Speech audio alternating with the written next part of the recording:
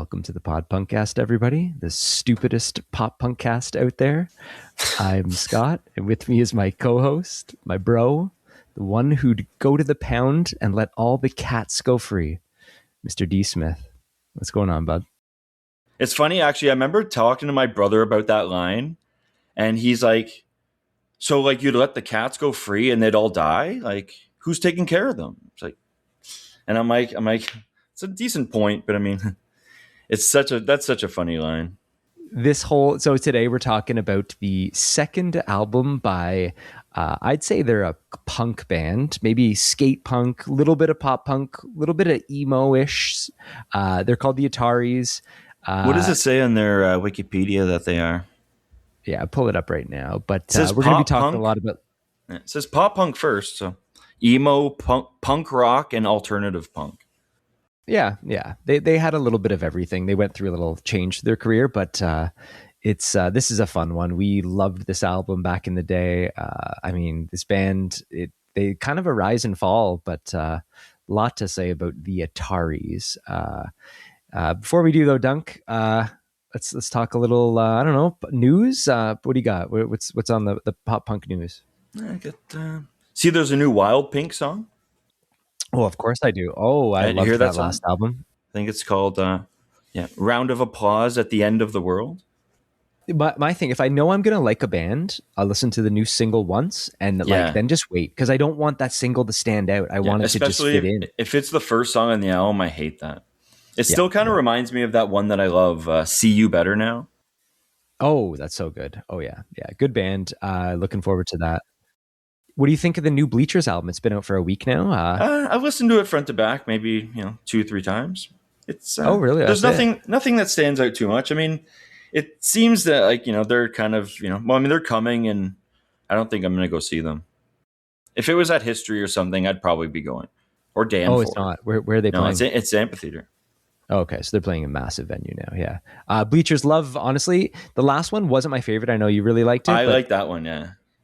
First two albums, incredible. Like, we're gonna do them one day. Yeah. Oh, yeah. We'll definitely do that one. Jack Antonoff. I mean, he was in Steel Train, great classic drive-through band. There's lines in the new one about being in drive-through and like those drive-through nights and stuff. Yep. Yeah. No, it's so good. Then he was into the band Fun, and then he became a really successful producer on top of Bleachers. Yeah. And honestly, I've listened to it like 4 or 5 times now, and there's some stuff that's really standing out way more than the last album. I'm surprised you didn't like the last one then. To me, it's a little comparable. I kind of wanted more like Modern Girl. Like give me a full album of that. Of course. Yeah. That's what I want too. We all want that. Yeah. We want the same things. The big news that I found, and let's look at this together, Dunk, but let's talk about this. Fest news that's not Warped Tour, even though we are going to be doing a big Warped Tour. Let's take a look at the lineup. Do you see this that came out yesterday? It's the Riot Fest Chicago. Yeah, I saw that. My brother wants to go. That could be our Alanis. That could be our Alanis right there. Yeah. So the headliners are Tool, 21 Pilots, Pierce the Veil, Alanis Morissette. Nas is there. Yep. We've got Alkaline Trio, which apparently they're playing from here to Infirmary, I thought I heard. Oh, I didn't see that. Bright Eyes. That Sugar band you were talking about. Yep. Sugar is the dude from Husker Du. There is, look at so much, like the Pixies. Pop. There's a lot of bands in the Fine type too. Algernon. There really is. Yep. The Flatliners. I mean, it's kind of worth traveling for, but I mean, I'm not going to this though. It's expensive too, just with over the US 3 dollar. days. And then, it's the 3 days too. Yeah. There's a Travis Barker documentary coming. Did you see that? No, I didn't, but it's coming out in June. Watch that. Yeah, I didn't think so. I just thought that, because I know you don't really like him.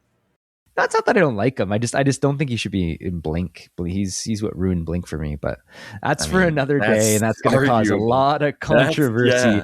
Speaking of controversy, though, I think we gotta unless you got a whole bunch of other things, Dunk, we got a lot to say. I mean, there's a couple of things actually I have here. See, the Offspring's playing like a Just the Punk stuff show, a couple shows. That was so cool. Yeah, that's awesome. That's almost worth traveling for. I know. But although when they did Smash front to back, it's like for some reason I didn't go. Yeah, why didn't we Because go to that? I think that just before that, I had just seen them.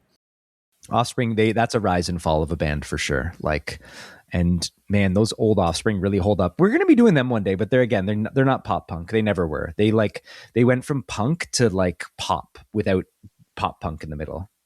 Oh, for sure. But I mean, I'll listen to all their new albums and give it a chance. I mean, their newest one actually wasn't that bad. It's just I kind of just lost interest in them. They even came with Newfound Glory, and I still didn't even go.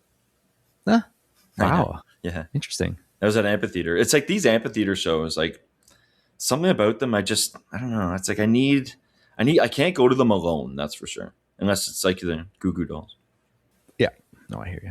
But actually, that other one I wanted to talk about is the Pinhead Gunpowder tickets that we got. Yeah, that is one of the most I would say if there was like three bands that I never thought I'd get to see, Pinhead Yeah, Gunpowder would be number one, or in the top three. been Like listening to them for it a long is. time. I don't think they've ever toured. They maybe played like a dozen or so shows, mostly in like Southern California or like Some of their Northern last California. shows, yeah, it was like 2008 was maybe like one of their last shows. Yeah, so they're Billy Joe, Jason White from Green Day, um, Eric Comet Bus, who is what is he in? Or he was. I don't know honestly about much about all the members, but they've been going since what the early '90s. Like It's gonna be a great show. I can't even believe they're playing in Toronto. So they're only doing like what 10, 12 dates too. So Yeah, no, it's perfect. It's like you know what's funny is 8 years ago today was when we saw that long shot at Horseshoe.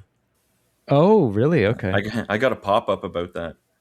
that's funny. I was Yeah, like there's a lot to say about tarp off night. that. Oh, we'll keep that in the Green Day story part too, because Yeah, that's a yeah. funny one we'll have to bring up. And maybe he loves Green Day too, and maybe he'd want to come be a guest on that one. There's one more thing I wanted to talk about. There's one of the new albums that just came out. It's Film. The band's called Film, and it's Kenny. It's Kenny from Starting Line singing, and members of like Algernon Cadwallader. Man, I have it on like repeat for a while. It's like I got to get the vinyl. Yeah, you sent it to me, and I listened to it once, and it didn't stand out. It didn't sound like either of the bands. Yeah, Like it's like old. Yeah, it's like old raw kind of like Starting Line almost. But I don't know. It's nice. no, that's a cool little project that they do there. But yeah, what Kenny was a big fan of a band, and just was like, Yeah, well, can I mean, I? when Algernon was coming up, like they were opening for Starting Line and stuff. Amazing. So they go way back. But yeah, the Ataris. Yeah, the Ataris. Released on Kung Fu Records on April 13th, 1999. Yeah, so that's the album. We haven't even said what the album is. So the album is called Blue Skies, Broken Hearts, ... Next 12 Exits. The band is from Santa Barbara. Where are they from here? They're from Anderson, Indiana. Oh, and that's then right. Yeah. when they got signed, they moved to Santa Barbara, California.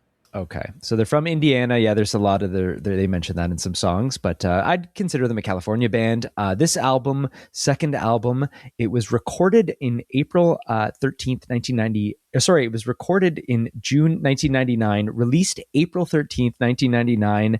Duncan, when was the first fucking time you heard the goddamn Ataris? I mean, it would have been that 2001 Warped Tour at the Sky Dome. Remember we were talking about that? Yeah. And I mean, some people that we were kind of like a little bit of connected with, it was one of like her favorite bands. And it was kind of just like, you know, if a band is someone's favorite, I'm going to listen to them a little closer. And it's like, they were the last band playing that night. So it's like, you know, stick around for this band called the Ataris. It's like, you know, someone's favorite band in like our group. Oh, I didn't know that. Okay, you'll have to tell me afterwards who that is. But interesting. Yeah, I thought. See, I know. I really don't know who that is. I honestly thought this. Like, I remember working in a record store, which must have been. It must have been 2001, and I remember seeing this record for sure. And this is like they had an album before that from '99, and I thought it was the singer of our short-lived band As Night Falls, because he definitely was a fan of this shit too, for sure. Honestly, maybe even the first time I heard of the name of the Ataris was like some of our friends that were like into punk and stuff. Yeah, I feel like they were like they started as a skate punk band. definitely on like compilations.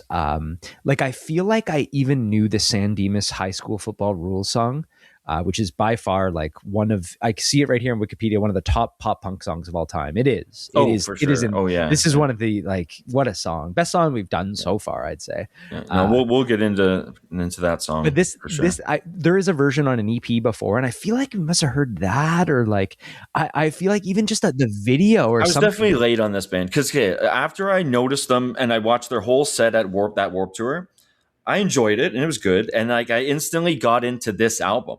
Like this was the first one that I was like, okay, let's put on the Ataris, let's listen to them, let's get into this. And like, you know, that first like chugga chugga chugga, like Yeah. the Oh first yeah. song. They first of all, like the name too, like it's just It's like from the system for sure. right here it does say the band's name is a reference to the large collection of Atari video game cartridges of Kris Roe. So he just had a whole bunch of I like that, that's cool, and he just like we're called the Ataris. I always thought it was his band, is it? But it's not really. Like when you look at, I mean, I think it is because I mean, it says when he moved to Santa Barbara, it was like he kind of like put like the pieces of the band like together. and it sounds like, okay, so there was a lot of members who kind of were off and on with him, but today they're back, and it's those original, a lot of those original members except for the drummer. And then there has been guys who have been with him during like the 98, another guy. And See how many members that have played in the Ataris? It's insane. yeah. Like this No, timeline is unbelievable. But Christopher Roe is just right at the top, consistent. yeah, so he he kind of is known as like his band though. That's Oh, why 100%. And he even took the picture of the album cover, the blue skies, like that. It says the album cover is the neon sign for the Blue Skies Mobile Park in Santa Barbara, California, taken by Roe in December '99. The band went on a Midwest Coast tour with MXPX when he took amazing. That's an actually really nice photo. I was going to say, is that like made up or that he took that? That is awesome. Yeah. I mean, this band, there's so much like imagery. Like we really, we went hard on this band. I feel like those few years, 2001 to like 2004, like I remember this was probably in my top 10 favorite bands for sure. So this band, they did have an album. It was on Kung Fu Records, which Kung Fu, cool little record label. We'll get into them at some point in the future. But the second album was. Did you see who produced this album? Which is I thought was awesome.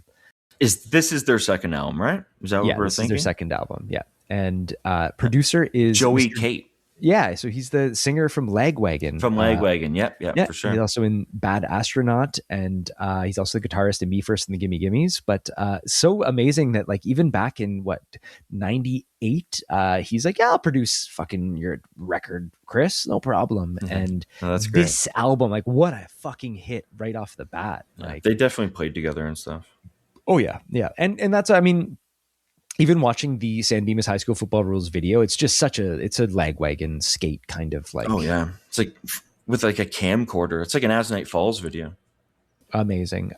So this is, I just want to say, this is absolutely huge for us at the time. Didn't get into it right when it came out, obviously, but like you're right, 2001 to before So Long Astoria came out, which is their fourth album. Well, that was, I guess, the one that like was coming out when I knew them. So like. Yeah. Because End Is Forever would have been out, and there's a bit of a gap there. So like, because when So Long Astoria came out, that hit me really hard. Oh, absolutely, and that I feel like that's when they blew up as well too. They were big in like the underground community or like the like punk community here, like big enough. But man, So Long Astoria was like they were all over the radio. Like that fucking, they got big off that cover though, which is so stupid. But like whatever. Which is actually funny. I want to mention my brother. I was telling him we were doing the Ataris episode. And what he said was so funny. He goes, I can't believe you guys are doing a full episode on the band who covered Summer of '69. And it wasn't. I don't know if it's like he's probably joking, but it's like it's just he's a funny guy. Hey, that's so funny, but like it's funny that it's one, like he's kind of right, but well, it's not. That's it's Don Henley, and it's Boys of Summer. But a lot of people think that like that's what people know this band as. So they do what's it called? Boys of Summer cover. Yep. Don Henley song. Last time I saw them, that's the last song they played. So Until I see them at Warped Tour, that's the last Ataris song that I've seen live. So right now on Spotify, it is by far, so it has 177 million plays. Oh, which is it number one? Number one. And then number two, their second one, San has Dimas. 18 million is In This Diary. Yes, okay, that's fair. That's an unbelievable song. And then, yeah, San Dimas has almost 9 million plays as of May 2026. So the single or the cover is by far like 10 times more popular than fucking any original they've done, which is he's right. Like, it's a lot of people. That's what the Ataris are, but they're not. That's you know fair. what? It's funny. A lot of these pop punk bands, not even pop punk bands, they got big off like a cover. Like all these, like, we're gonna do a fast version. Who else? Like, I mean, this is definitely one of the big ones. What's that band? The band who did Turning Japanese.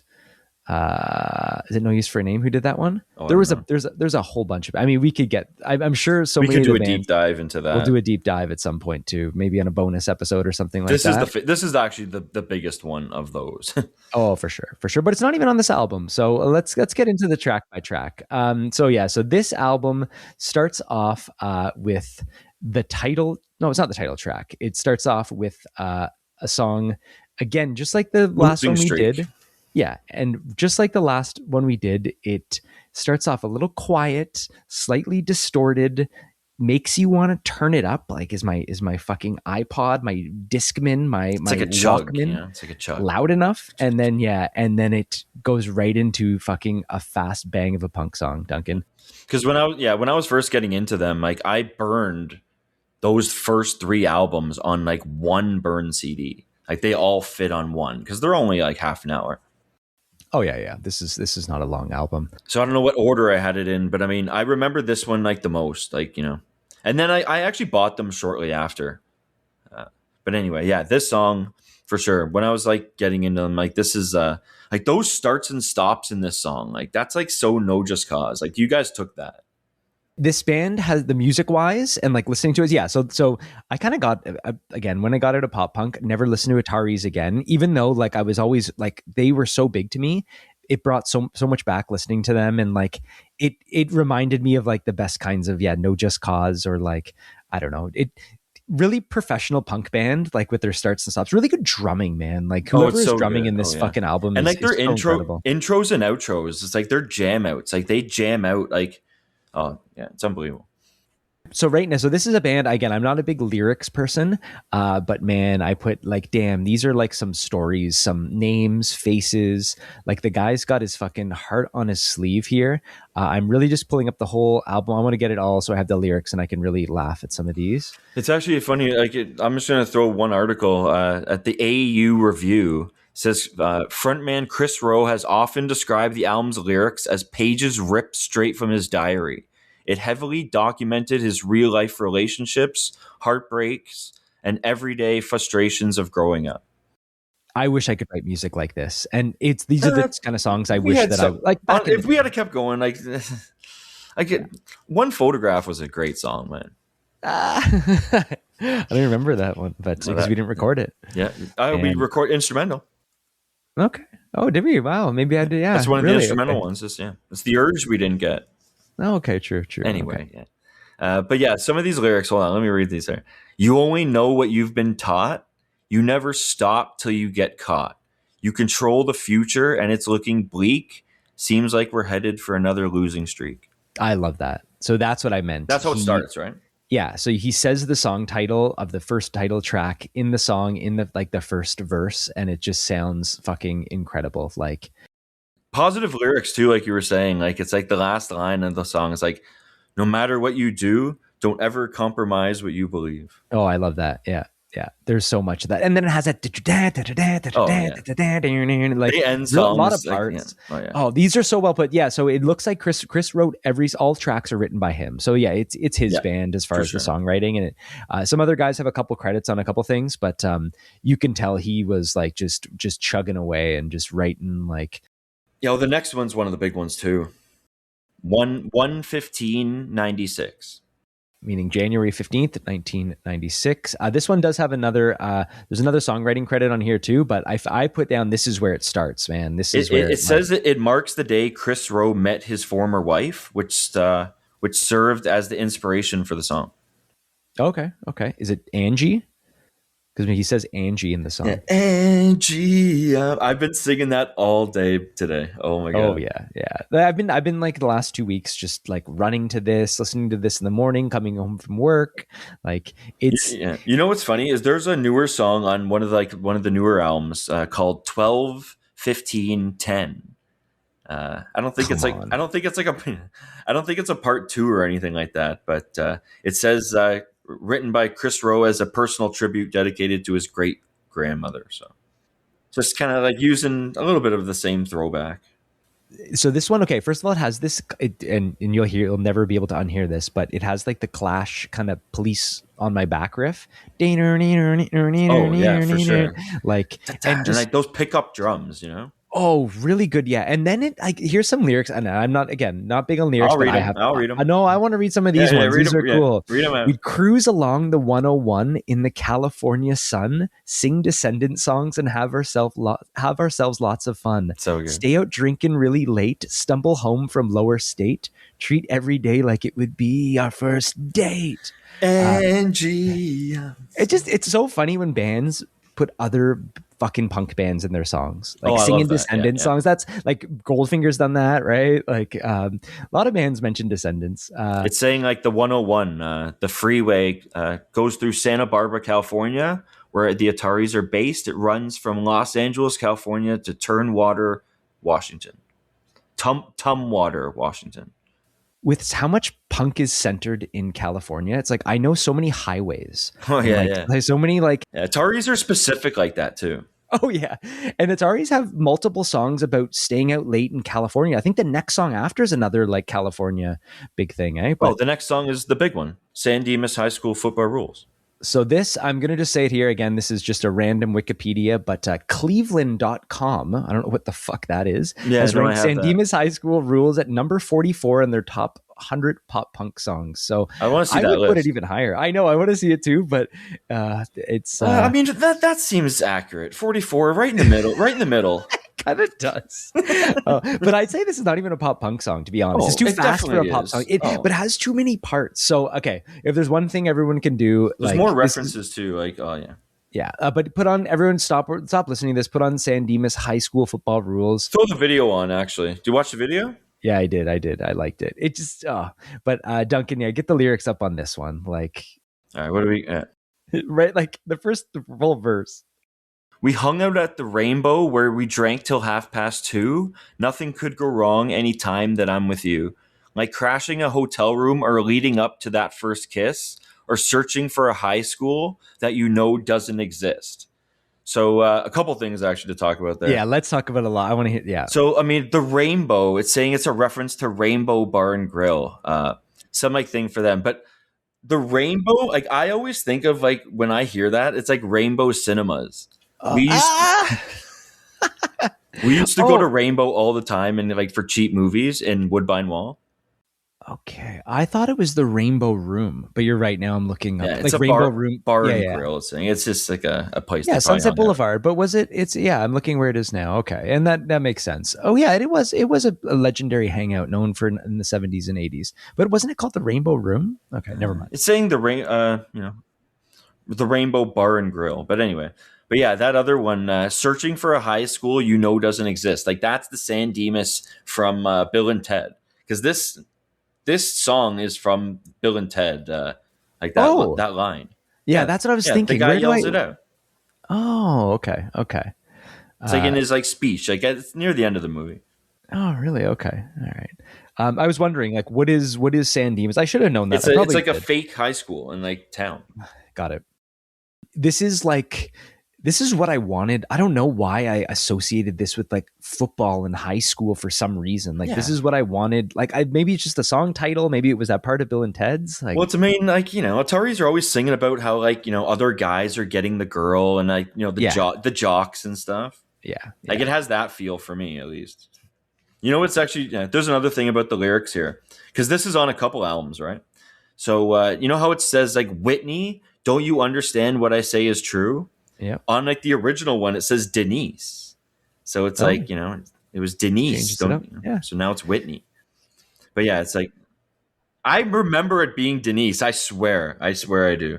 Well, I listened to the EP. Did you not listen to the EP? No, I know, but I mean, like when I'm getting into this album and when I'm learning it, I'm not going to the EPs. Like, True.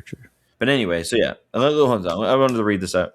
Yeah, no, honestly, the lyrics are hilarious. Or did you want to read that? I wanted to read it starts with, last night I had a dream that we went to Disneyland, went on all the rides, didn't have to wait in line. Like him saying that instantly in my mind. You're hooked.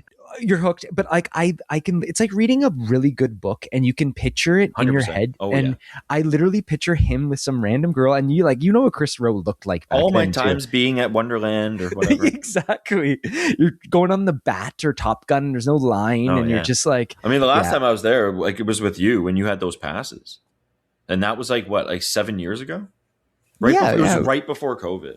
That's right. Yeah, we went one time, but it wasn't like this, man. Imagine that. Like it was. Well, obviously not. No, but you know what? Okay, one funny thing is if you really, you'll never unhear it too. But he has his vocals are. He's a really good singer, but he sometimes does these weird things with his vocals, and it is in that we hung out at the like it's such. Yeah, he says it fast, but it's raw. Like they're a raw band. It seems like one kind of take, 1 or 2 takes. And maybe we'll get into it now, like a little bit, but like kind of after the 2023 album, it fell off. He tried there's a 2007 album that, and just I bought that CD too, and it was everyone hates it. Painful. Right? I Welcome the Night, I think it's called. Yeah, so we're gonna definitely do the next 2 Ataris. We're not gonna do album 5, but finally, after all these years, I think album 6 is coming out 20 years later, and I'm excited about that. Did you hear the single? I listened to it today for the first time. It's been out for it's been out. Shit. Car song? Yeah. I mentioned it on the first episode. Okay. No, but that's been out for a good, well over a year now. I honestly, I was blown away. Also, he sounds like 20 years later, a little rougher, but perfect. It's like, it sounds like they put a lot into that song. It's like, you're going to get that at Warped Tour. You know what? And I think this is there's a reason why I do think that Kris Roe, just like at the time, he was either heartbroken or just like emotional. He could pull this out, like pump this out, but then at some point just lost it. And like, he just couldn't, he wasn't happy with the material he was putting out or just like couldn't write a song to that caliber. I think they lost members and like, just like the chemistry. Cause like, I'm not sure from like album to album, but I mean, on So Long Astoria, like to me, that's some of the strongest Atari stuff. Yeah. So I mean, they probably lost like members after that, or I think Kris Roe was either hard to work with. I mean, you see that video of him throwing. There's a whole controversy. Yeah. Another thing I saw, and again, like everyone, like you know how you do those like cameo things, or like someone you can pay to write them a song or something that. I should pull it up. I got Nick Thompson from Hit the Lights to play me a personal song. Oh, amazing! Okay, it was funny. Like, yeah, I did one of those. So let me get this right. I mean, what? Poor Kris Roe. I feel bad for him now, but I gotta pull this up here. But there was something about he was controversy. All right. Oh, we're talking about this now. Let's save it for later. Okay, we'll save it for later. And it's actually not even. Let's get through some of the songs. Okay. Anyway, what a song! One of the best pop punk songs. There's a funny line here. It's like, but that whole like, Whitney, don't you understand what I say is true? I just want you to know I have a major crush on you. I'd drive you to Las Vegas and do the things you want to do. I'd even have Wayne Newton dedicate a song to you. I only wish that this could be. Just dump your boyfriend and go out with me. I swear I'd treat you like a queen.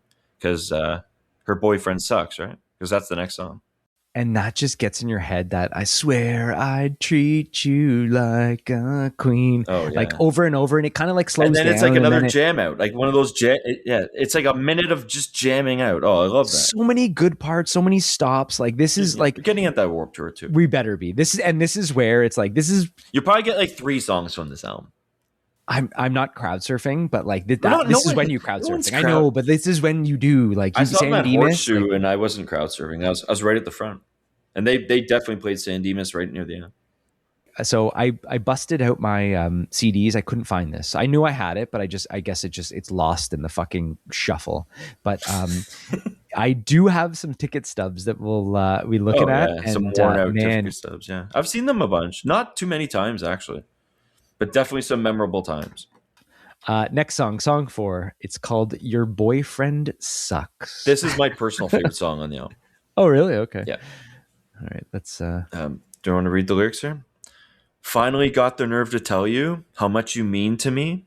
You said that I was your best friend, a real sweet guy, but that's all I'd ever be.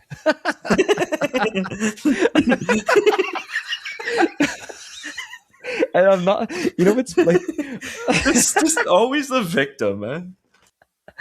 Oh, he's breaking. Wait, hold on. Is this honestly, song? I could read every line in this thing. Oh, the outro. The whole thing about this song, though, is that whole outro in A Bronx Tale, that movie. Yeah, we'll get it. Well, you didn't even read the beginning. I was like, oh my god, it even starts off like Yeah, read the beginning. I'm gonna. This is the time I read some lyrics too. All right, you're better off without him. Don't call him. He's breaking your heart. He's hanging with your best friend, and you're waiting there. It's tearing you apart. Like at our little teenage hearts again. Just lied like to you 1,000 times. Yeah. And it's the way, you know what? It's the way he's singing it too. It's not whiny. Oh, he's screaming it, and it's like, yeah.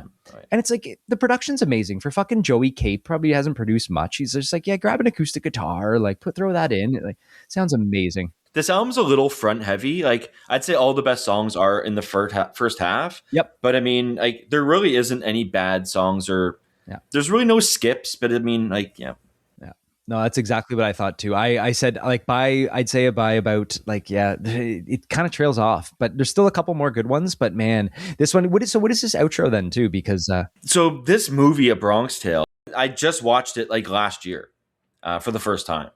These two guys at work, it's like their favorite movie.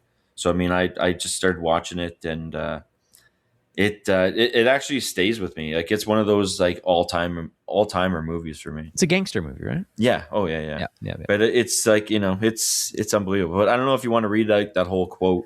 So, I mean, not really, but I actually don't believe the quote, but it's something about basically saying, so you take a girl on a date and you get her to the car. Yeah. Okay. Duncan, read the fucking thing. Yeah. I'll read the whole thing.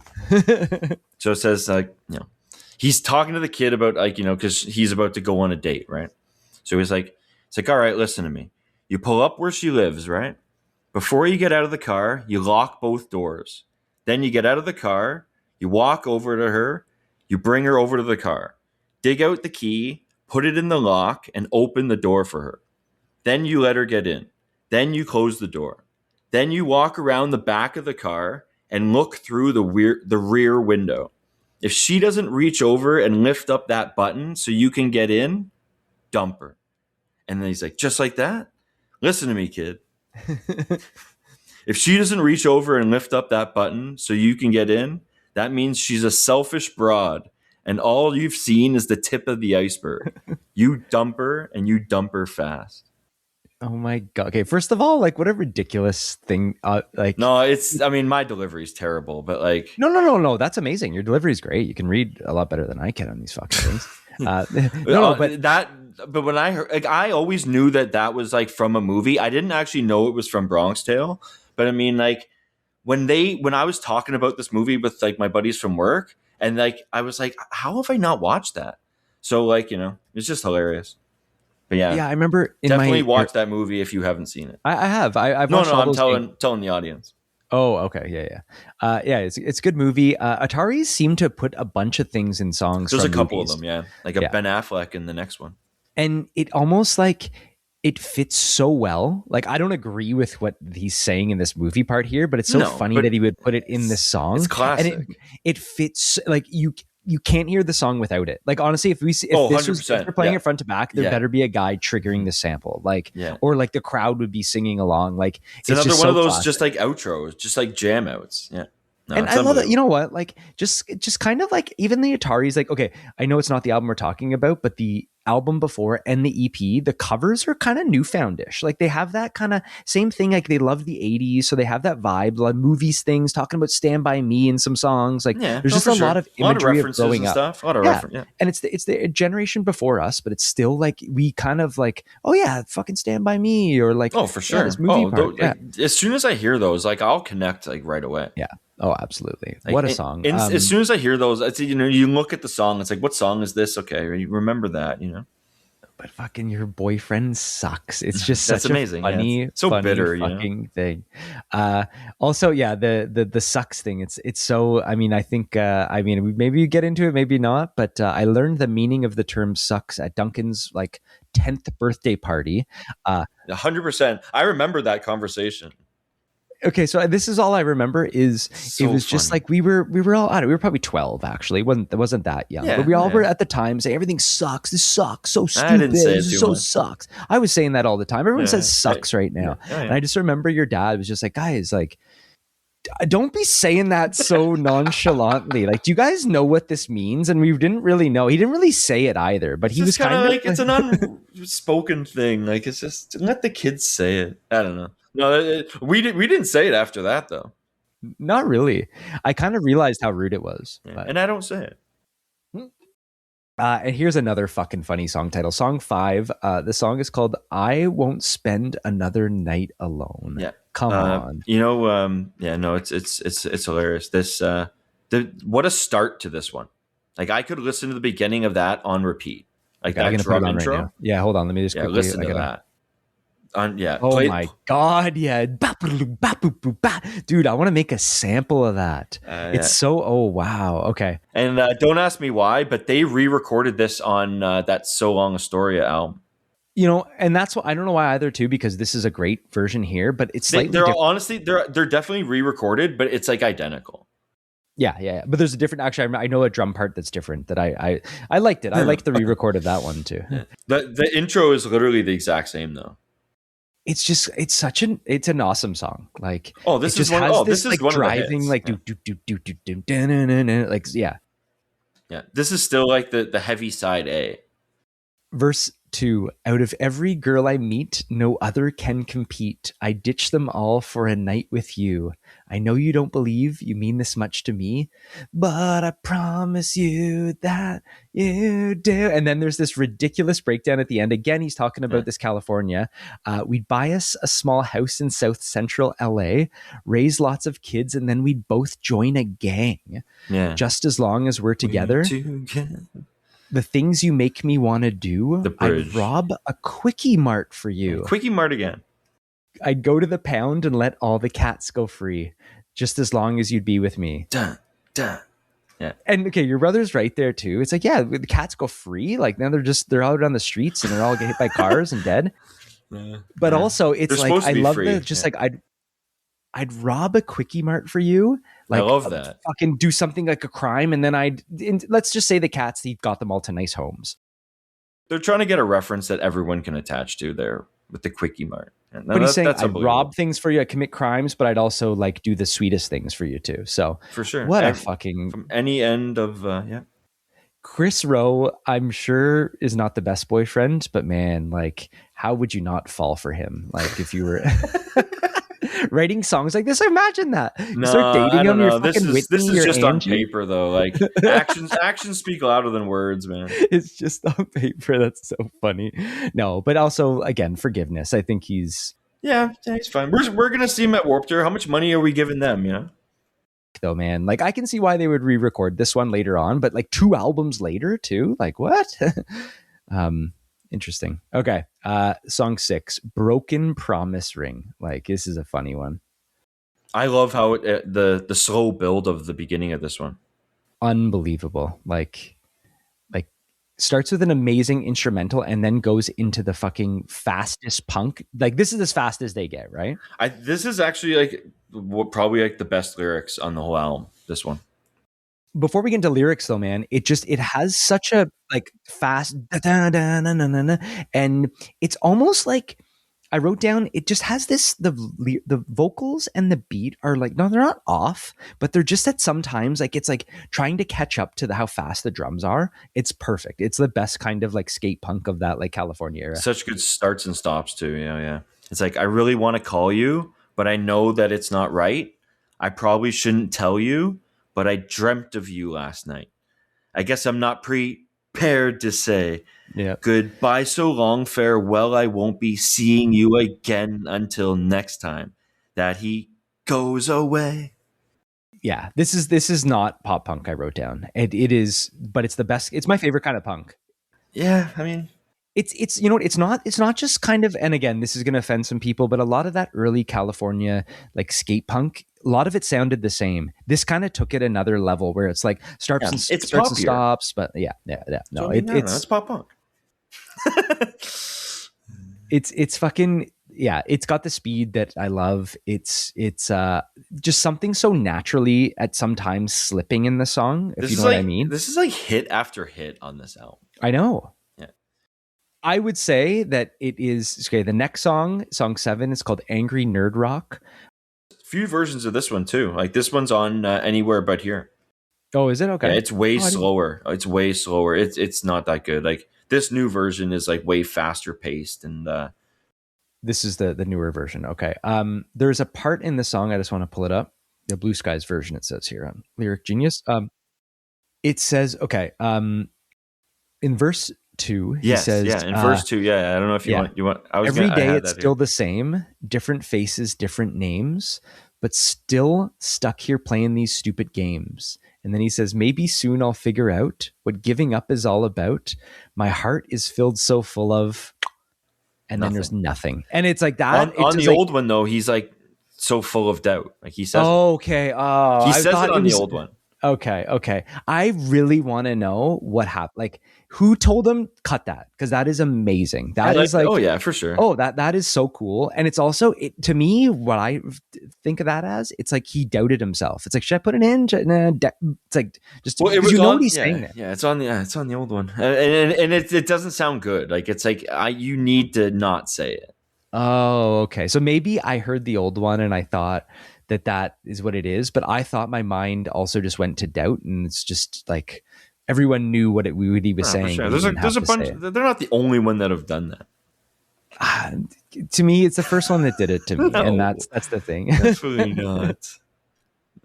It's funny when he's singing that. It sounds like he's like underwater or something. Like he's like got there's a cool marbles effect in his mouth or something. Yeah. There's like an effect on this. I mean, even this, like that bass riff is so cool. Like, it's so good. Like, really makes me want to get a bass. But next song, another stupid title, but the last song I will ever write about a girl. And how many more did he do after this? Well, it's actually really funny. I was going to say it at the end of this, but on Lyric Genius, it says, although the title, the Ataris did write a song about another girl. It was the next song on the album.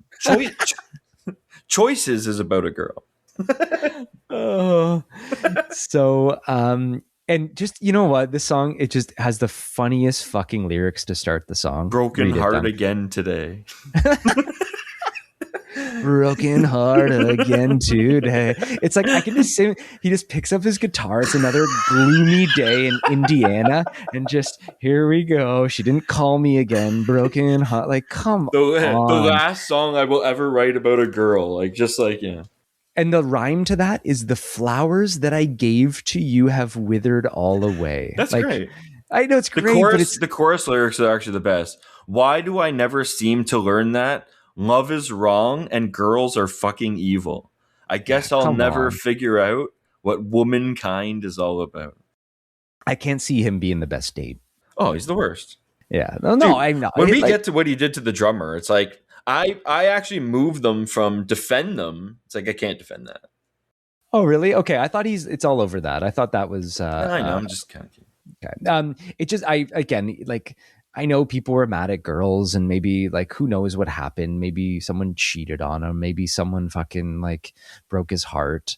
But like, I guess I'll never figure out what womankind is all about. It's like, you're doing something wrong. Like, and also you don't have to find it. Like, just relax, Kris. Like, yeah, that's great though. I love that. I mean, I connected with it at 14, you know. Oh, of course, we all thought so too. But it's just like, I don't know. It's similar to Dashboard, but in such a harsher way. Like Dashboard, the way he's singing it, and like, it's actually funny. I saw them with Further Seems Forever, but it wasn't. It wasn't with Kris really? though. It wasn't with Kris.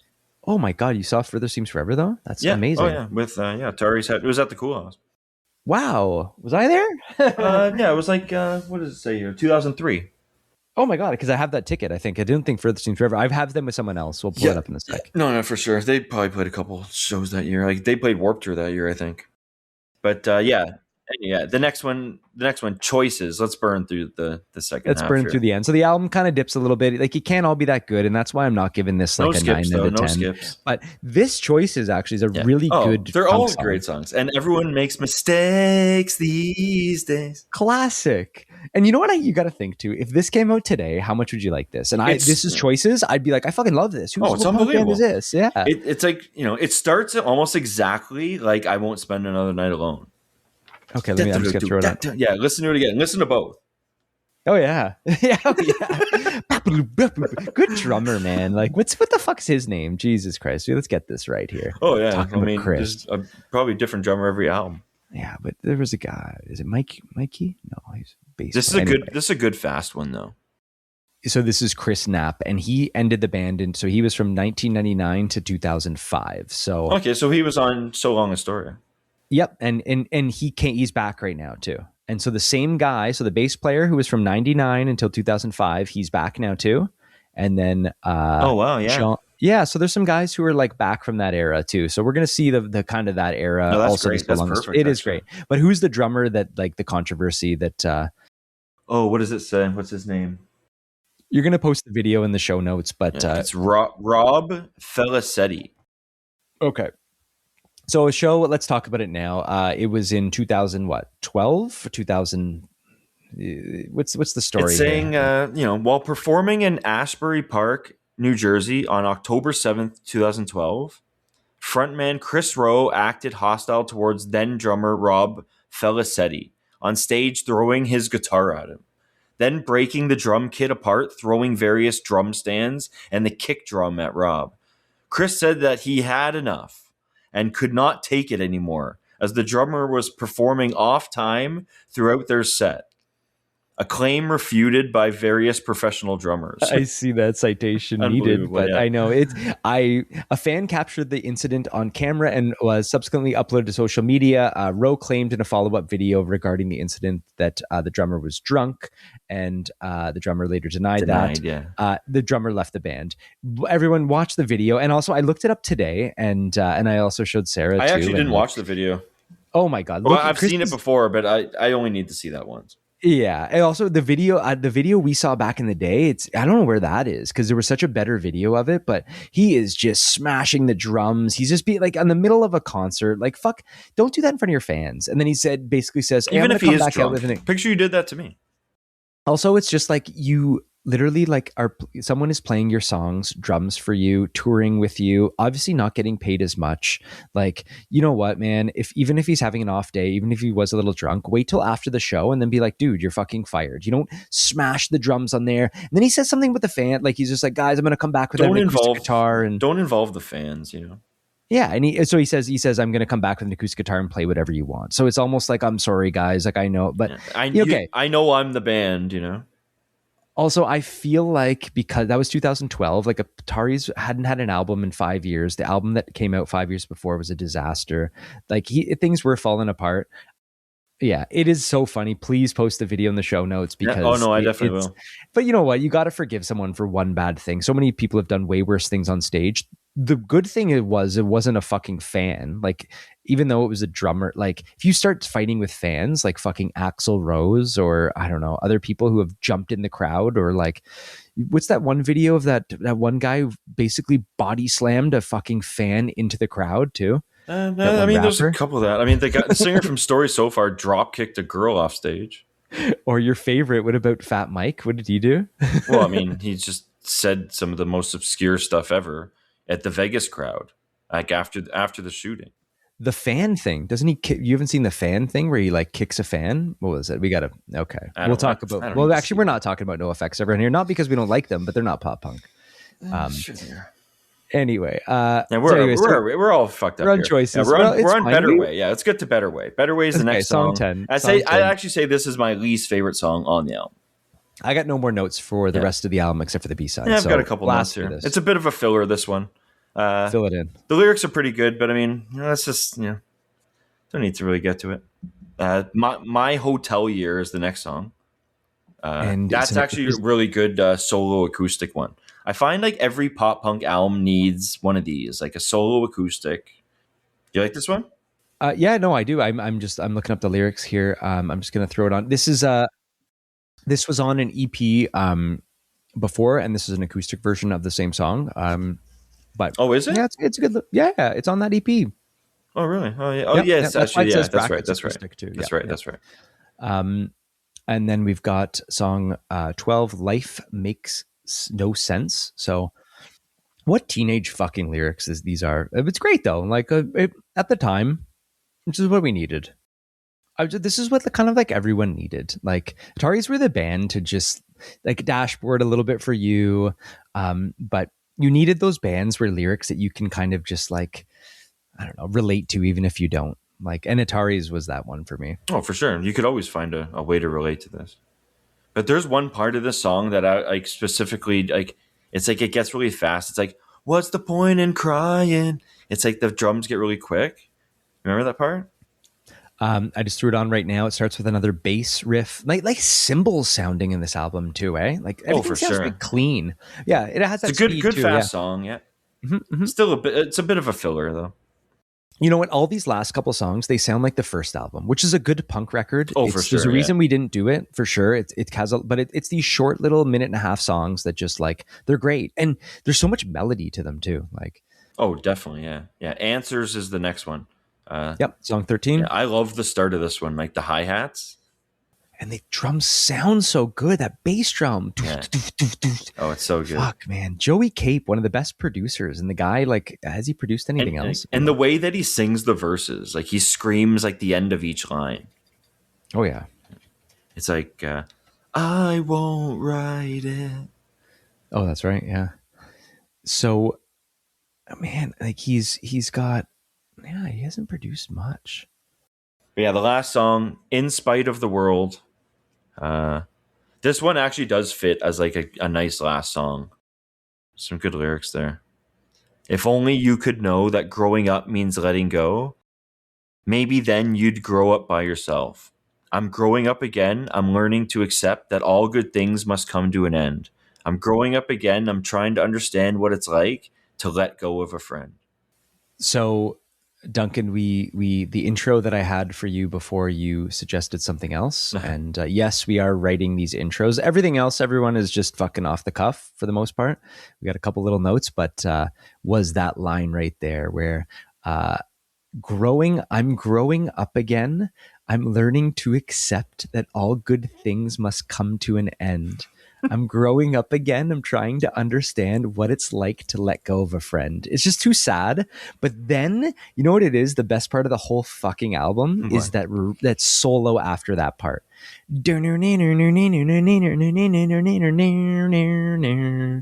You know that part? Yeah. Oh, yeah, for sure. Throw that on again. I want you to, yeah, like this Yeah. song. Oh, It's no, actually a definitely. really Oh, no. good way to end the album. And there's a nice, really, like, that whole thing is like a jam out. Yeah. It jams out at the end, too. Yeah.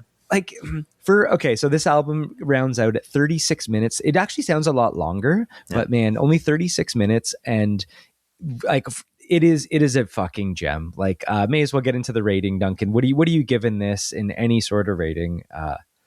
I mean, I have a 7 or an 8. So, I mean, it's like, honestly, on like a special day, like this could be kind of like an 8 out of 10. But honestly, I'm going to say this is like a 7 out of 10. Yeah. You know what? I'd kind of agree with you. Like, I wish it was a little better. Like the second I started listening to this again, I'm like, I fucking love the Ataris. I was going to be texting you like, dude, man, like one of my new favorite bands. Like, I'm so glad they're playing Warped Tour. Oh, But yeah. it just kind of like, once I listen to them a couple more times, it's good. But then I realize it's not, it's a 7. Like, and I hope the next album's better. End is Forever. Cause I think it is, right? There's some more gems on that. Oh, and Right? yeah, End is Forever is like probably like my favorite album of theirs. Yeah. Actually, you know what? I'm going to say that End is Forever is their best album, but my personal favorite album actually probably is So Long Astoria. Okay. Yeah. Yeah. I just want to say, like, this isn't their best album, but like, it's a fucking good record. Oh, this is like such a good, like, you know, oh yeah. They deserve all the success from these. Like, but the thing is their best songs are probably on this one. Like, that's kind of like they've got a strange dynamic like that. They really do. Like they've got a little bit of San Dimas High School Football Rules. Like that's arguably their best song. Or I mean, their most popular song for sure. Like if you hear the Ataris, like you think of San Dimas. A couple reviews. All Music gave it 4 out of 5. Punk News gave it 3.5 out of 5. I think it'd be a little more, but Duncan, number 43 on the top 50 greatest pop punk albums of all time is the Ataris, Blue Skies. So it did make Rolling Stone's list. And that Rolling Stone list for sure. It does, and it's the only one, right? It's the only one. I'm looking up the other ones didn't make it. So Long Astoria, End Is Forever didn't make it. So yeah, I mean, well, this is like the thing is there's no hits like on End Is Forever like there is in the first like 3 or 4 songs on this album. Totally. It's a hit, and me, I'd say though it just I wish it was a little bit, What? It's just a little better. Like that's the thing. I like when you listen to the first 5 songs. Great. Like, again, this is I know, no, that's what I mean. But listening to the first 5 songs again, and then I'm like, oh, I love this, and then it kind of just like fizzles out at times a little bit. But, I mean, I feel the song place. They could have maybe put one of those stronger songs near the end to like keep that like But I mean, I don't know. I think this is a great album. I mean, front to back at my favorite venue, your little rating thing, I have $150. I'd pay a lot for this, actually. Even though I don't, I would pay more for this just for, $150. Actually, I would pay that too. Let's go Lee's Palace on like a Sunday. So we hang out during the day. We fucking throw a ball around, go see Ataris at night, talk like whatever. Lee's Palace would be good. That'd be amazing. I would also, in your rating system, I would defend them. Ataris, I defend them. I have it, I defend them too. But I mean, that whole drummer thing, they might be a see them at a fest, and we're going to see them at a fest. So maybe that's actually where they are. It's so funny, like that Warped Tour, that even though, like, again, I'm not the biggest Ataris fan, it just adds something that they're going to play a fucking fest. Like, it'll be so perfect when they walk on stage and we know all the songs. You'll get a San Dimas for sure. We're going to be screaming them. That's what I mean about crowd surfing. I'm not going to, but like San Dimas comes on at Warped Tour in the middle of the summer. Like, fuck, we're going crazy. Yeah, we're all looking at each other and like... And was it, it's funny. It's like, our punk friends, like Ataris didn't hit them as like, I can't believe everyone did not love this band. How the fuck did everyone not love this band? Well, when that whole thing with the vinyl, like, how, because this one was one of those new presses that came out, because this was really rare when I was starting to collect. So when it dropped and came out, I did the message to the group like I always do. Who's in on this, on Ataris Blue Skies? And Rob was the only one that said that. So yeah, I went in with Rob and we got this. Oh, Rob likes this, eh? Beautiful blue disc. Yeah, nice. This is probably the only one that he has.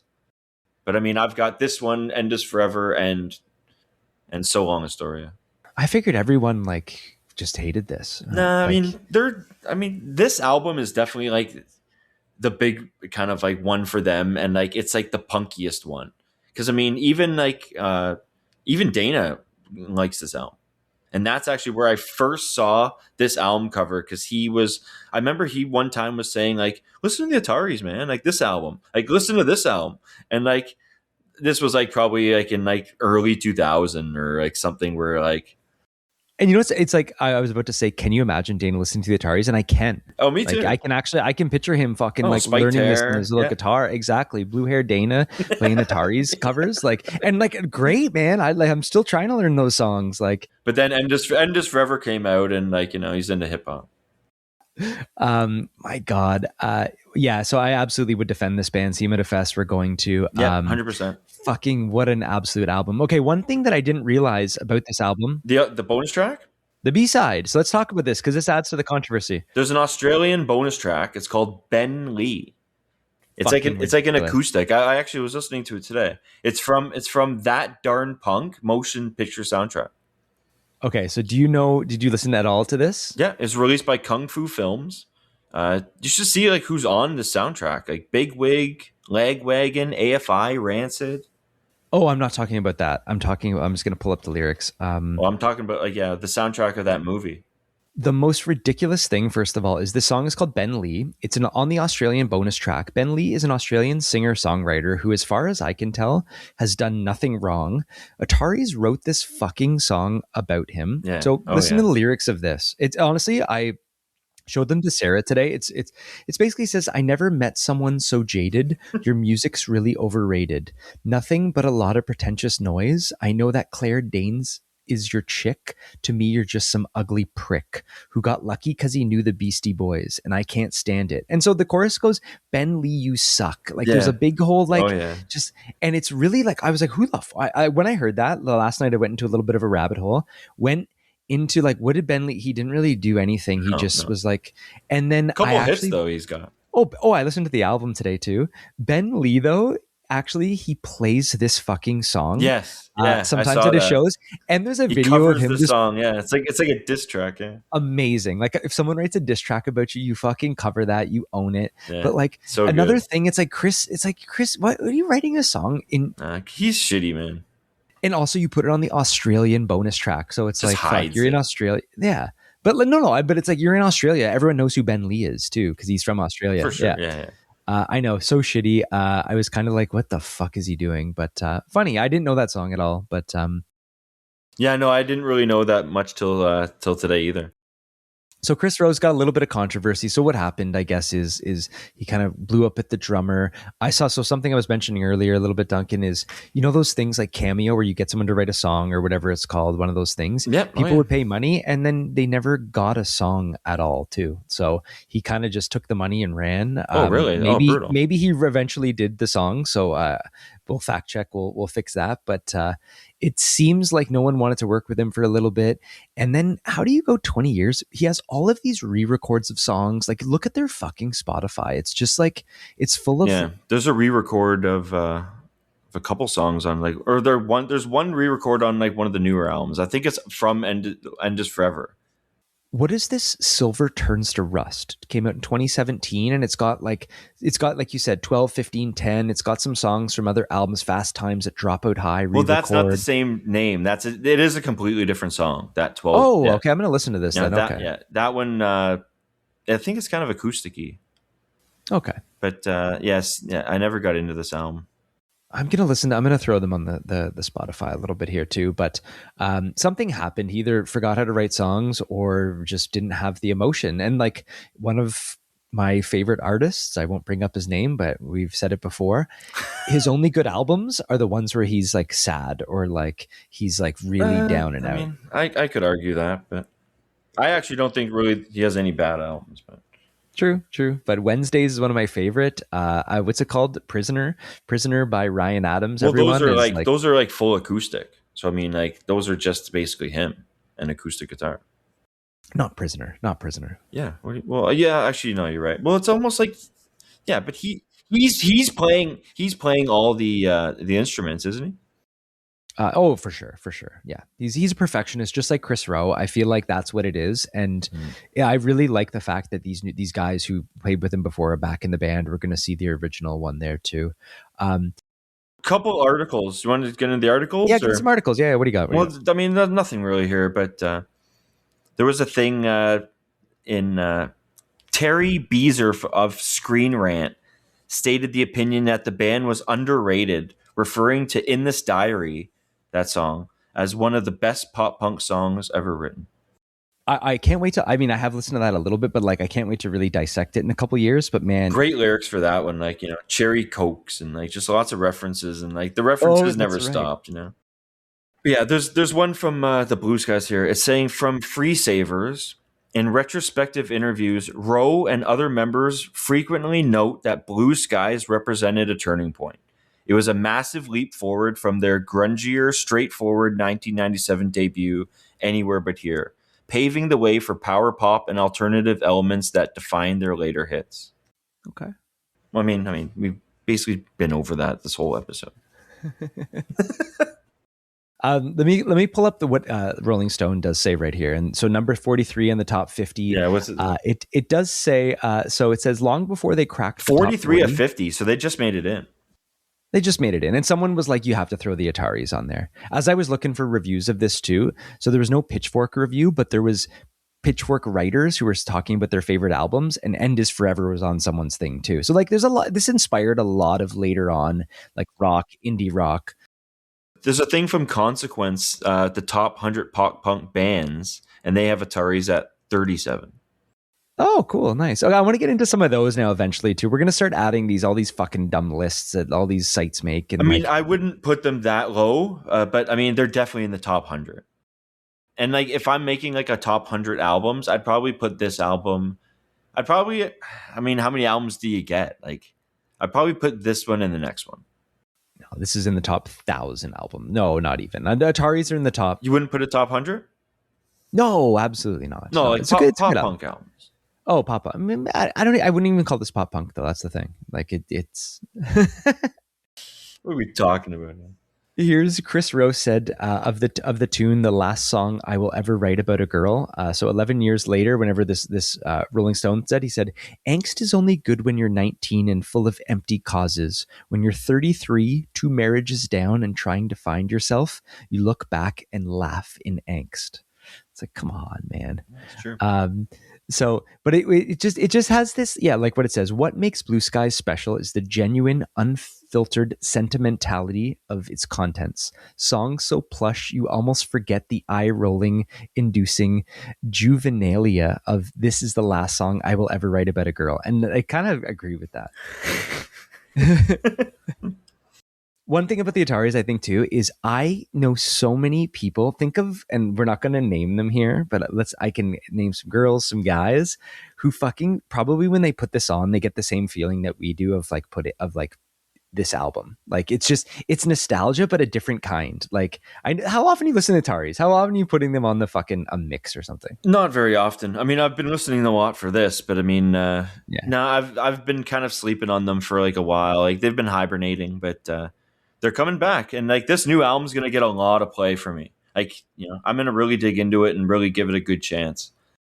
I can just picture a singer of our ex band just like throwing on Ataris back in the day and just like cracking a beer and just like, oh man, in my day, Well, it's funny, like, you know, we should get into some of the times we saw them. How many times have you seen them?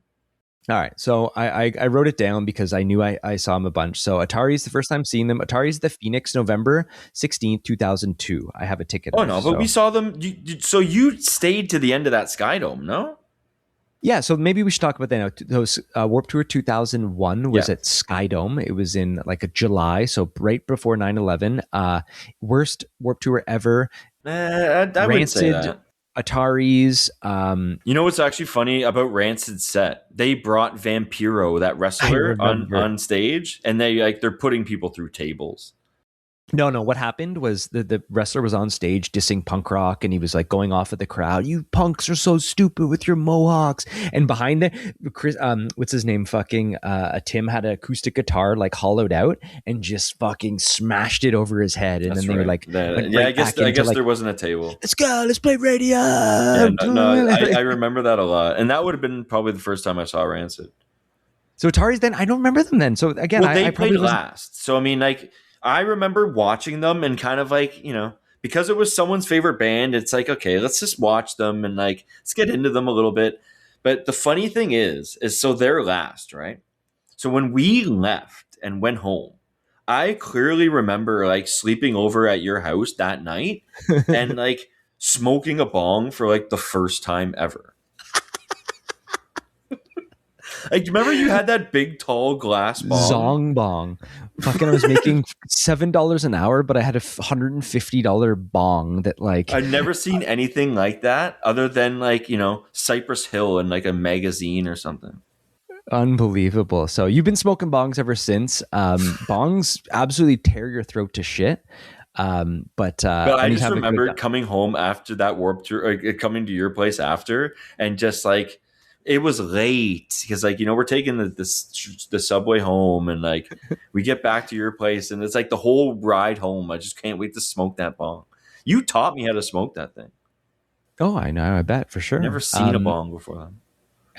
So that was also like deep Etobicoke near the airport. So like even if a show is finished, even if it's 11 o'clock, like you better hope you get to Kipling by like 12 and fucking like get that last bus. And then even from the bus, yeah. 20 minutes, you got to walk another 15 minutes, 10 minutes. And like, it's then you're home and like, then it's, so, you know, it's funny. I got some ticket. The funny thing is I got a ticket here. It's Ataris at the Cool House and it says the time on the ticket, Duncan. It says the Ataris at 10:10 with Exactly, Juliana Theories at 9:10. For sure went So, to that. you know, what's so funny? It's like there was nothing, because this is kind of, internet was there, but they weren't posting like a set time or like right on the you ticket. could buy a ticket online. No, you couldn't buy a ticket online either then too. No, you had to line up at like Gene Machine or something. Yeah, I mean at Sunrise where I worked, like you had to buy a ticket from fucking Gene Machine had a ticket stub, a ticket stand. You could call, right, and then they'd mail you a ticket. Is that what they did? No, I think you had to go right in for that. I don't.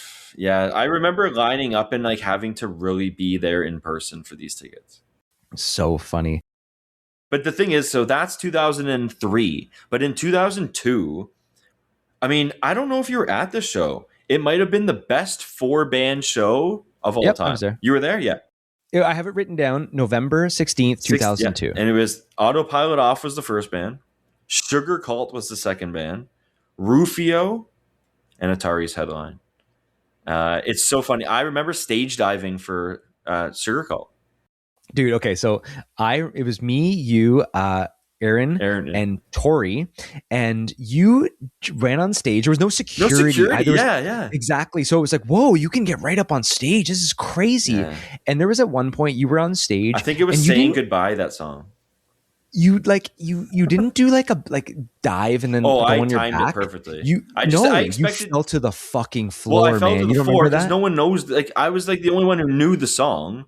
It's like, yeah, like everyone knows they're catching me at this part right here, right? But I mean, like, you know, what are you gonna do?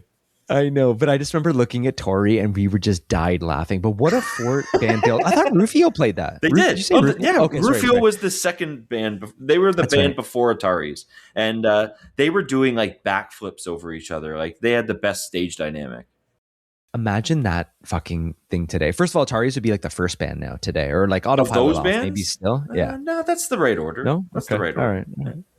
What a show. Yeah, so I have that written down. Then there was May, but that was the one with the time on the ticket, and then also November of the same year at the Cool House. So like we were seeing in a span of a year Ataris 3 times in like those kind of venues. Like we were just all in. I've got that one with Further Seems Forever, May 5th, 03. But yeah, that wasn't with Kris or anything.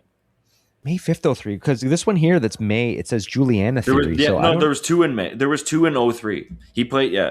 Well, I know that I'd seen them with Further Seems Forever for sure. Yeah, wow. I remember those shows so well. And like they were playing all this stuff from this album too. It's funny, even it shows in like 2010, they played the Rock Pile. Oh, wow. That's in Etobicoke. Yeah, I played there a few times. That's funny with your Blink cover band. Yeah, amazing. I was the singer of a saw that. Blink cover band. Oh yeah, I've got some videos. I'll send you the video. Really? Oh my god. It was just like a little like, you know, someone filmed it from like the thing. It was like a. I didn't know you were a singer. I mean, I got some adrenaline. I'm not a singer. Let's do the fun part here. We're going to the website, Duncan. Look at this. Let's look at this together. There's one more thing I want to talk about. The last time I saw the Ataris, that was at the Horseshoe, and that was February 18th, 2012. Yep. with Far From Finished and the Queers, and that was at Horseshoe, and went to the show. Great show. They played 1:15:96. Your Boyfriend Sucks. San Dimas. Ended the show, I think, with Boys of Summer. And I go outside to go home, and my car is towed. Where'd you park? I think I fucked up. I parked in like a wrong like spot where like the sign was just like, not this day, not those times, you know? So how long were you there for? Like 3 hours? Well, okay, I parked outside, went to the show. It's probably like 2 hours. Wow, they towed you. They didn't even ticket you. They fucking were like, get this car out of here now. Oh, yeah, gone. So now I had to call 911 non-emergency. Get me. That's not who you call. Are you joking? Of course it was. It's like the non-emergency line. And they put me. There's another number you call. No, then they put you through to the dispatcher. They tell you, I give them my license plate. Yeah. I take a taxi there. True. Wow. Where was it? Was it like downtown? It was way up in the Don Valley. Like way up there. $200. Yeah. really, oh god, yeah, yeah. Add that to the money. I was gonna say the new segment. How much did you have you spent overall, and then per year? And you add in stuff It like was like a $30 ticket. It was and then a $200 ticket to get my car back. wow, and plus inflation, that's double the price now. Holy shit! I mean, at that point, you got no choice though. It was like my little like red Camry. It was like that old car I had. I can't imagine that. That's because like that's the only time I've known you getting towed, right? Oh Or have you yeah, been yeah, towed? no, for sure. I'm pretty good with that stuff usually, but it's like I don't think I was in a rush to get in there or anything. It's like I just don't think I saw the sign and like just Were you alone there too? yeah, went by myself. Oh, lucky. Because I was gonna say, like, could you imagine just like someone had to be somewhere and you're just like, fuck, like I can't, Oh I don't know where fuck. my car Sorry is. guys. Yeah. That is so funny.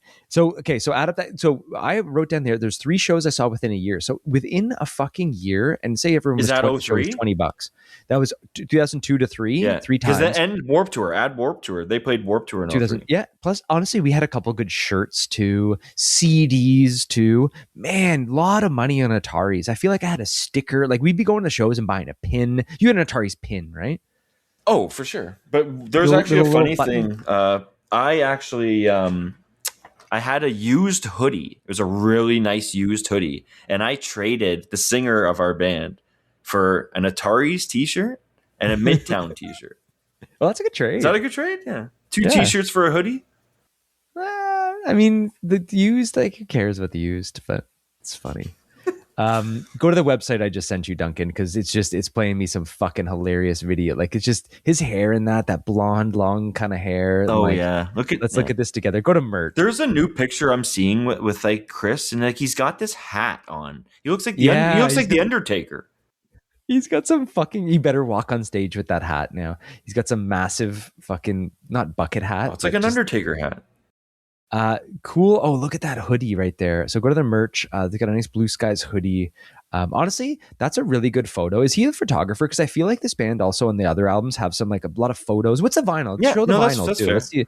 Is there photos? Yeah, hold on, let me get it. Yeah, get that. I want to see that. I'm gonna look at you here. Blue skies, broken hearts, next 12 exits. I mean that Come that on. Pac-Man shirt's actually pretty sick.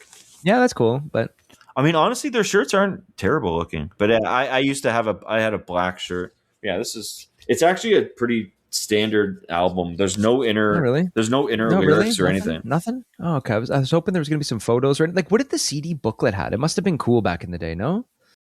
Yeah, I mean, I had the CD. I definitely had this CD. Of course, yeah. And it's funny when I bought this would have been like that. Like there was like your HMVs, you had your Sunrises, then you had like Music World, which was at Square One, and I know. these CDs were in these big plastic cases, so you couldn't steal anything, and like the prices would never go down. So it was like I bought all my Atari CDs for like $28.99. For inflation, that's $75 today. And then I'm buying all the vinyl too. So just for the future listeners, so malls used to literally have 3-4 record stores at times. So I worked at Sunrise in the mall. There was a Music World. There was an HMV. Remember that other random video store? It was like a Universal music? kind of like, movies and like, yeah, it's like Disney things. And But they would have a random CD, and like if one what you do, you go to the mall, you check all the things, you get some food, and you see where it's the cheapest price and who even has it, and then you buy it for the cheapest one, and then maybe you get like I guess like they weren't like Atari's CDs weren't everywhere, So I mean, the last one to get was that really expensive one.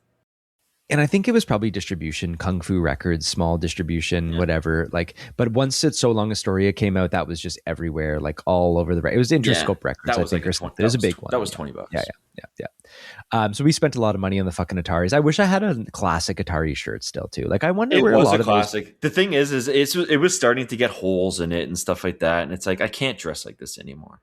No, we were wearing those out, but man, Ataris, we spent a lot. So yeah, let's get a couple more things here to book the Ataris. Again, it's just like the other band we like Cartel. It's about, this would be a band to kind of book. I feel the cheaper Play than I some thought. acoustic songs. No, I'd want the band though. That's the thing. Well, I don't want just with that. It's actually funny. This whole front to back thing that we get into, right?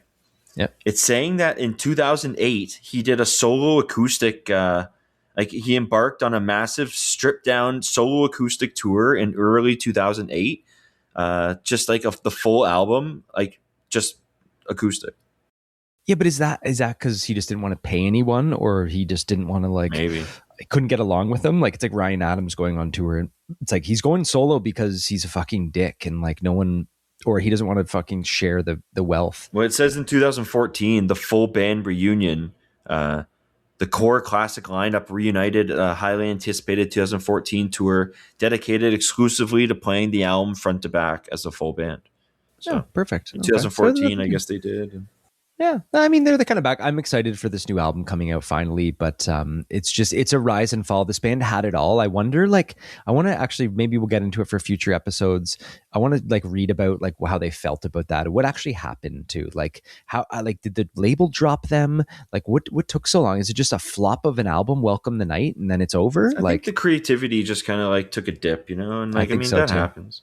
Yeah, it has. It's like you write enough hits, and it's just like you keep trying to write the hit after hit, and it's just like that magic kind of just is gone, Oh, absolutely. Like even on So Long Astoria, they're like re-recording like I Won't Spend Another Night Alone. Like they're just trying to like recapture everything. Hilarious. Couple quick Ticketmaster reviews here. I got some, again, not actually a lot of the bands. It's a lot of praise. Ataris, there wasn't a lot, and there was more negative than not. So I would think so. We've got 2023. We've got Boys of Summer 4 out of 5. Audio is pretty decent. Band clearly needs a little practice. So then we've got 1 out of 5.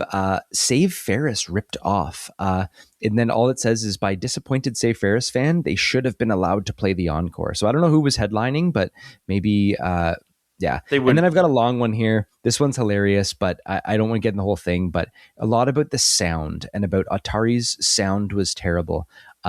And just like the fact that there was 5 bands was bad enough, but 3 of the 4 opening bands were forgettable at best. The sound was so loud and muffled we couldn't hear anything, whether they were singing or talking. They were taking time out to tune guitars, and even then they were still out of tune. It's like, no, they fucking weren't. Well, that actually is something that I'll probably say, because it's like their shows aren't very memorable. Like I can't like recall like an amazing kind of like, even when we were talking about the old shows, like I was thinking about the Rufio backflips and the stage diving of Sugar Cult. It's like, yeah, I don't even remember what the Ataris were even like that night. But I mean, actually at the Horseshoe, I do remember because I was like right at the front. So, I mean, I do kind of remember that. And that was like maybe 14 years ago now. Yeah, you're kind of right there. I don't really remember the shows. They didn't. I remember so many other shows from that era, and there's something about that. It's almost like they're miserable. Maybe they were. Yeah, miserable band. I did watch a little. It was a Warped Tour full set in Indiana from like 2003, and it was just someone with a video camera side stage, and it was fucking awesome. Like they had some heart. No, for sure. Like, I think I saw that. I watched the Capitol Mill live though. Okay. I want to watch that too. Like there wasn't too many Atari's live videos, but I was just went down a rabbit hole, loving like just so nostalgic. Oh yeah, they're great. They're great. They are great. Yeah. All right, Duncan. Let's. What else you got for Atari's? Anything? No, I think we're done, and we should probably save because we're gonna do the next couple albums probably eventually. Exactly. So I mean, I think we're pretty spent here. Yeah. No, totally. Great band. I gotta say they were such a big, inspiring band growing up. So excited to see them at Warped Tour. That's why we've added them to the list. Definitely we're going to be talking about Ataris again. Any last words, Dunk? No, I think this was a fun one. Just want to thank everyone for listening again and giving your comments, and all your feedback is much appreciated. Just want to thank everyone. Yeah, it really was a fun one listening to this. So more Ataris to come in the future. And thanks everyone for listening. And we'll see you next time. Yep. See you, everyone.